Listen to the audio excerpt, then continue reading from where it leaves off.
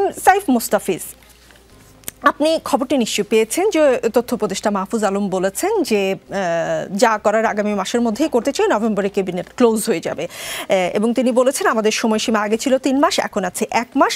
তার এই কথা আমি ভিডিওটি দেখেছি এবং তিনি বলেছেন যে নভেম্বরের শেষে নির্বাচন কমিশন তো দায়িত্ব গ্রহণ করবেন, তখন তারাই আসলে সকল সিদ্ধান্ত নেবেন, এমন কিছু তিনি মিন করেছেন। তার মানে আমি যদি তার কথার হিসাব করি, ডিসেম্বরের শুরু থেকে নির্বাচন কমিশন দায়িত্ব নিচ্ছে, এখনকার যে সরকারটি সেটি অনেকটা তত্ত্বাবধায়ক সরকারের মতো আচরণ করবে। এটি নিয়ে এনসিপির কি মাহফুজ আলমের সঙ্গে তারই যেটি তিনি প্রকাশ করেছেন সহমত, দ্বিমত, সমালোচনা, আলোচনা, বিশ্লেষণ কি? প্রথমে ধন্যবাদ জানাচ্ছি আপনাকে, আমার বিজ্ঞ সমালোচক এবং যারা টিভির পর্দায় দেখছেন তাদেরকে শুভেচ্ছা জানাচ্ছি। দেখুন, আমরা তো আমাদের লাইনটা ক্লিয়ার রেখেছি। এই অভ্যুত্থান পরবর্তী সরকার শুধুমাত্র নির্বাচনের ম্যান্ডেট নিয়ে আসলে সরকার গঠন করেনি, বরঞ্চ তাদের যেসব দিকে ফোকাস হওয়া উচিত ছিল, আমাদের সংস্কারের যে আলাপটা ছিল, জুলাই সনদ বাস্তবায়নের রূপরেখাটা আমরা এখনও পাইনি, আসলে কীভাবে এটা বাস্তবিক রূপ ধারণ করবে বা সাংবিধানিক ভিত্তিটা কী থাকবে।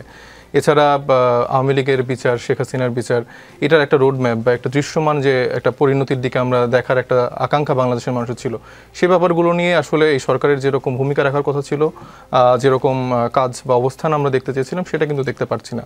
বরঞ্চ লন্ডন থেকে আসার পর আমরা দেখতে পাচ্ছি যে এই গভর্নমেন্ট পুরোপুরি আসলে নির্বাচনী ট্রেনে উঠে গিয়েছে এবং তাদের আলাপ আলোচনার ভঙ্গি প্রেক্ষিতে তারা বিভিন্ন সময়ে সেই রাজনৈতিক দলগুলি আসলে বিভিন্ন দাবি দাওয়া করছে। হঠাৎ করে তারা তত্ত্বাবধায়ক সরকারের মডেল চাচ্ছে, যেখানে আসলে আমার পূর্বের আলোচকে বললেন যে এইবার আসলে সেই বিষয়টি হওয়া সম্ভব না। সাইফ, নির্বাচন না হলে আসলে কি হবে? এই উপদেষ্টাদের নিয়ে প্রত্যেকটি দলই আসলে অভিযোগ করছেন, তাহলে এই সরকার আর কতদিন কন্টিনিউ করবে? না, ডেফিনেটলি নির্বাচনের, আমি যেটা বলতে চেষ্টা করছি যে নির্বাচন এবং সংস্কার বা বিচার এগুলো তো একরকম মুখোমুখি করে দেওয়া হয়েছে, এগুলো তো আসলে কখনোই মুখোমুখি ছিল না। প্রায় 1.5 বছর পার হয়ে যেতে যাচ্ছে, সে সময় যতটুকু সময় ছিল এই সময়ের মধ্যে তো মানে অলরেডি একটা সলিউশন আসা সম্ভব ছিল।